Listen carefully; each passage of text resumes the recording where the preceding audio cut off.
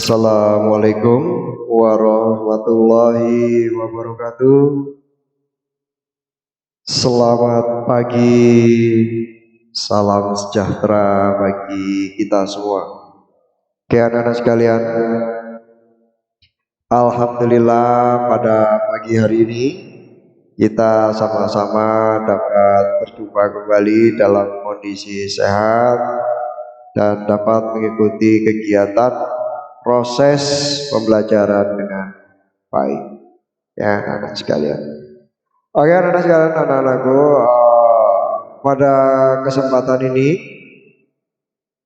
Bapak juga mengingatkan agar selalu kita berdoa sebelum beraktivitas dan memohon kepada Tuhan kita agar kita selalu diberikan kesehatan, dilindungi ya, juga ditambahkan kecerdasan tentunya, sehingga materi kita dan kita belajar ini dapat mudah kita terima gitu ya.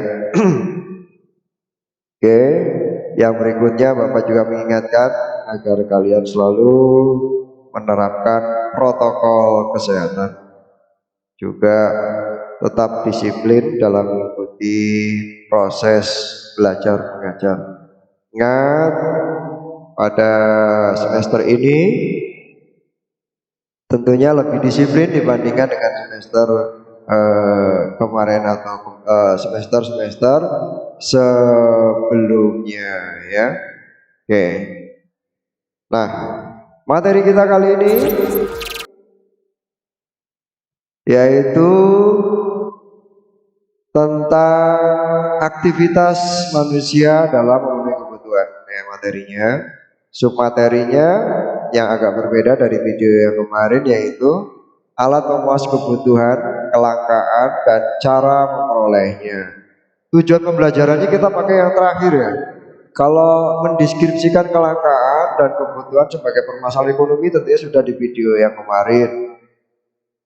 Menganalisis ya, kelangkaan dan kebutuhan serta permasalahannya itu juga kita sudah kemarin dengan menggunakan skala prioritas, itu sudah. Nah berikutnya sekarang yaitu nanti kalian harus bisa menyajikan hasil telaah terkait kelangkaan dan kebutuhan sebagai permasalahan ekonomi gitu loh ya. Nah ini.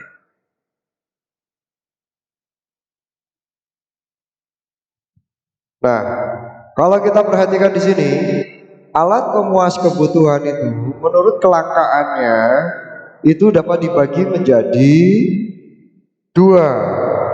Cara memperolehnya itu dibagi menjadi dua hasil kelangkaannya.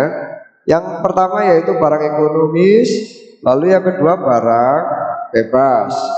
Barang ekonomis itu adalah semua barang yang ada di sekitar kita gitu ya. Untuk memperoleh barang tersebut diperlukan pengorbanan. Nah itu disebut barang ekonomis. Kenapa kok diperlukan pengorbanan? Karena keberadaannya itu sangat terbatas gitu ya. Sehingga untuk memperoleh itu diperlukan pengorbanan. Contohnya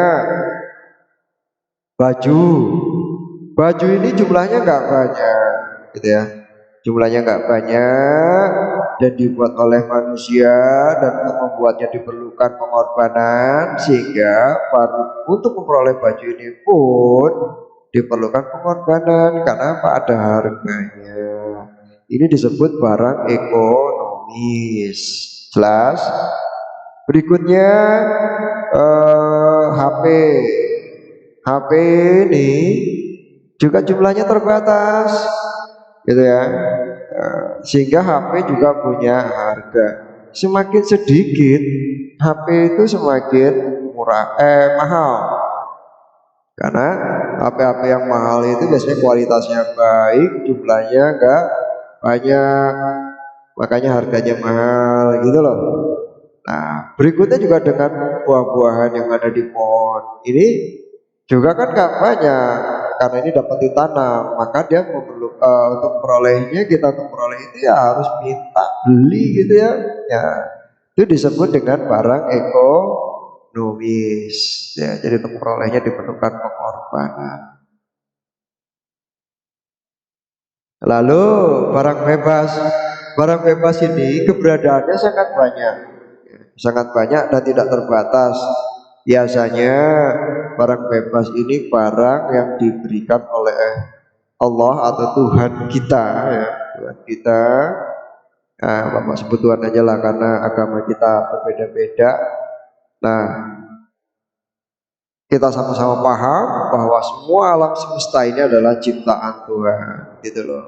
Nah, sinar matahari itu berasal dari matahari. Matahari itu ciptaannya Tuhan. Lalu makhluk mana yang tidak mendapatkan sinar matahari? Semuanya mendapatkan sinar matahari yang cukup. Terutama kita yang hidup di negara Indonesia ini harus sangat bersyukur dan berterima kasih kepada siapa? Ya kepada Tuhan kita, gitu ya. Terima kasih diberikan hidup di negara Indonesia yang memiliki sinar matahari cukup. Ya, berapa jam kita mendapatkan sinar matahari? Coba bayangkan. Dari pagi jam 6 matahari itu sudah nongol, ya kan? Nanti tenggelam lagi jam 5 jam 6 sholat maghrib kalau orang Islam, ya. Nah, itu loh. Lalu kita tidak mengenal banyak musim, cuma musim kemarau dan musim hujan, mataharinya tetap aja bersinarnya bagus, gitu kan. Nah, jadi kita bangsa Indonesia bangsa yang sangat disayang oleh Allah Subhanahu wa taala. Karena apa? Karena kita diberikan kecukupan sinar matahari. Kulit kita juga bagus, ya kan? Kulit kita bagus, tidak terlalu putih, tidak terlalu gelap, sedang-sedang saja, gitu ya. Nah, terus tanahnya juga subur, ya kan? Nah, itu pemberian Allah. Sinar matahari ini benda bebas, gratis, ya, diberikan Allah gratis kepada kita, nggak bayar, gitu loh. Dan semua membutuhkan sinar matahari. Kalau Allah nyuruh kamu bayar sinar matahari, waduh, bisa mati kita, ya. Gitu.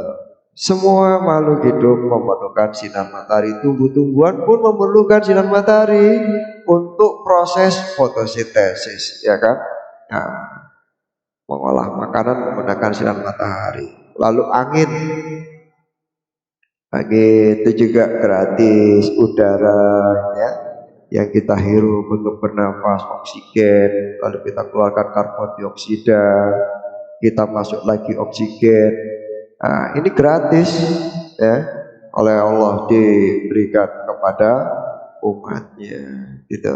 Ya, oke. Ada dua, ya, barang bebas dan barang ekonomis. Ya. Berikutnya, alat memuas kebutuhan menurut hubungannya dengan barang lain dapat dibagi menjadi dua. Hubungan dengan barang lain, ada barang substitusi, ada barang komplementer. Barang substitusi, nah, barang substitusi ini barang yang dapat menggunakan barang lain, gitu, dapat digunakan untuk menggantikan barang lain, tapi syaratnya fungsinya harus sama. Contohnya, kalian makan beras, ya kan? Nah, kita semua bangsa Indonesia ini makan beras. Nah, beras, maaf ya, makan beras kayak ayam, kayak makan nasi. Tapi nasi itu berasal dari beras, gitu loh. Beras. Pada zaman dulu, zaman penjajahan Belanda, Jepang, beras ini sangat sedikit langka. Maka penduduk Indonesia pada waktu itu makan apa? Makan singkong, makan jagung, gitu ya, diolah menjadi beras. Ada jadi menjadi nasi. Makanya di daerah Jawa Tengah itu Bapak pernah makan itu waktu pas main di daerah Magelang. Di sana ada nasi jagung. Jadi nasi yang dibuat dari jagung. Rasanya kayak apa? Rasanya enak juga, gitu ya. gitu. Enak, tapi ya tetap enak, nasi beras gitu ya. Cuma waktu itu oleh masyarakat dibuatkan nasi jagung, lalu sayurnya agak pedes-pedes gimana gitu ya, bapak nggak tahu nama sayur apa, dicampurkan dengan nasi jagung, enak. Jadi nasi jagung itu ternyata lebih mekar dibandingkan nasi dari beras. Jadi kenyangnya banget nasi jagung dan bertahan ya. Pak waktu itu ambilnya kebanyakan akhirnya nggak habis. Ternyata nasi yang dibuat dari jagung dengan beras itu dimakan rasanya beda dan kenyangnya juga beda, banget kenyang yang dari jagung. Lalu berikutnya gula merah itu bisa diganti dengan gula putih, sendal diganti dengan sepatu. Nah itu namanya barang substitusi ya, substitusi. Nah berikutnya barang komplementer. Apa sih barang komplementer itu? Nah kita lihat, barang komplementer ini barang yang saling melengkapi satu dengan yang lain, gitu loh. Seperti motor. Motor itu tidak akan bisa berjalan kalau nggak ada bensin, gitu loh, ya kan? Pertalite, ya kan? Gitu. Lalu kompor gas itu nggak bisa nyala, nggak keluar apinya kalau nggak ada gasnya, gitu, ya kan? Nah, sepatu, kita pakai sepatu harus pakai kaos kaki, sebab yang pakai sepatu nggak pakai kaos kaki itu kuda. Kalian lihat kuda, kuda itu kan pakai sepatu tapi nggak pakai kaos kaki. Kalau anak sekolah, ya harus pakai kaos kaki, ya kan, supaya kelihatan lebih rapi dan lebih bagus, gitu. Itu ya. Nah kalian sudah tahu barang substitusi, juga sudah tahu barang komplementer. Berikutnya alat pemuas kebutuhan menurut tujuan penggunaan. Berdasarkan tujuan penggunaannya ada dua, ada produksi, ada konsumsi. Barang produksi itu kayak apa? Barang produksi itu barang modal, gitu ya. Kayak apa sih barang modal? Nah, barang modal itu barang yang tidak bisa langsung digunakan, tapi harus diproses terlebih dahulu baru bisa digunakan. Contohnya, nah ini kalian lihat, lahan atau tanah. Kalau di desa, lahan atau tanah ini yang luas atau pekarangan itu bisa dijadikan sawah, kebun, ya kan? Ya itu. Tapi kalau di kota ini beda penggunaannya. Bisa jadi lahan parkir, ya kan? Bisa jadi pertokoan, bisa jadi warung, ya kan? Nah itu penggunaan lahan aja di kota dengan di desa sudah berbeda. Nah itu disebut dengan barang modal, gitu. Berikutnya mesin. Mesin ini juga tidak bisa kita langsung nikmati tentunya. Nah ini mesin ini digunakan untuk proses produksi. Berikutnya juga dengan gedung, sama. Gedung ini juga untuk digunakan langsung nggak bisa, ya. Nah itu anak-anak sekarang kalian sudah tahu. Berikutnya barang konsumsi. Barang konsumsi itu kayak apa? Ya, barang konsumsi itu bisa langsung kita nikmati dan langsung kita gunakan, ya.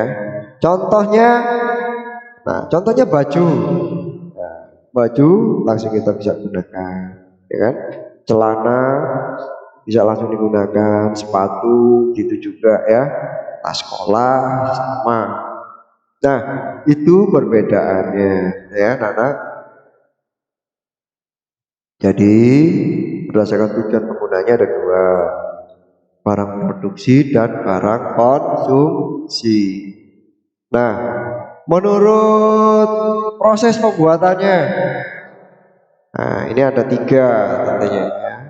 Satu, barang mentah, barang gitu ya, barang setengah jadi dan barang jadi. Barang mentah itu kayak apa? Nah, kita akan lihat barang mentah itu barang yang tidak bisa kita langsung gunakan, gitu loh. Harus menggunakan proses produksi terlebih dahulu. Contohnya padi. Nah, mungkin manusia makan padi kan atau gabah, gitu ya. Nah, yang makan makan itu ayam ya. Padi diambil, dijemur, dikeringkan. Setelah dia mengering atau kadar airnya berkurang, lalu kulitnya dikupas tuh si gabah tuh, ya kan? Di padi itu dia digabah, gabah diproses, digiling, dikupas kulitnya atau ditumbuk menggunakan lesung. Kayak kalau ada tarian lesung, itu tarian menumbuk padi, itu loh. Itu setelah itu jadi beras. Setelah jadi beras, beras itu dimasak. Nah, dimasak, barulah beras itu jadi nasi. Oh, panjang prosesnya kan. Nah, itu disebut dengan barang mentah. Jelas ya Nana ya. Nah, berikutnya kayu. Kayu ini juga nggak bisa digunakan, gitu loh. Sebelum mengalami proses produksi. Apa iya kita nyimpan baju di kayu gitu kan? Ya. Nah, dibentuk jadilah lemari. Nah, dipelitur yang bagus ya kan, baru bisa dipakai untuk menyimpan pakaian. Itu barang mentah. Berikutnya barang setengah jadi. Kayak apa barang setengah jadi ini? Barang setengah jadi yaitu barang yang masih dalam proses produksi dia. Contohnya benang. Benang itu ya tidak bisa dipakai atau bisa dipakai ya, bisa dipakai. Nah, tapi untuk proses produksi benang itu ya, untuk menggabungkan kain yang satu dengan kain yang lain jadi celana, jadi rok, jadi pakaian ya. Nah, dijahit ya kan. Nah, jadi untuk proses produksi benang dipintal jadi kain ya kan. Nah, itu jadi posisinya di tengah benang. Lalu tepung, ada tepung beras, ada tepung ketan gitu ya. Ini kan asalnya dari sana, ditumbuk, diayak, halus, jadilah tepung. Apa kita mau makan tepung enggak kan? Nah, diolah dulu lalu menjadi kue. Nah, itu anak-anak barang setengah jadi. Berikutnya barang jadi. Nah, kalau barang jadi ini barang yang langsung bisa digunakan oleh manusia. Baju itu udah jadi, celana itu udah jadi, tas udah jadi. Itu bisa langsung digunakan oleh manusia. Bedanya ini ya, barang mentah, barang setengah jadi, dan barang jadi. Nah, Bapak rasa itu materi kita hari ini anak-anak sekalian ya. Semoga bermanfaat. Untuk itu anak-anak, Bapak ingin menyampaikan 2 pertanyaan saja. Yang nomor 1, coba kalian jelaskan apa yang dimaksud dengan barang komplementer. Nomor 1, apa yang dimaksud dengan barang komplementer ya? Apa yang barang komplementer? Jelaskan lalu kalian berikan contoh. Yang nomor 2, apa yang dimaksud dengan barang substitusi ya? Nah, apa yang dimaksud dengan barang substitusi? Kalian jelaskan, kalian berikan contoh. Lalu berikutnya, apa yang dimaksud dengan barang produksi? Oke, itu saja. Terima kasih. Wassalamualaikum warahmatullahi wabarakatuh.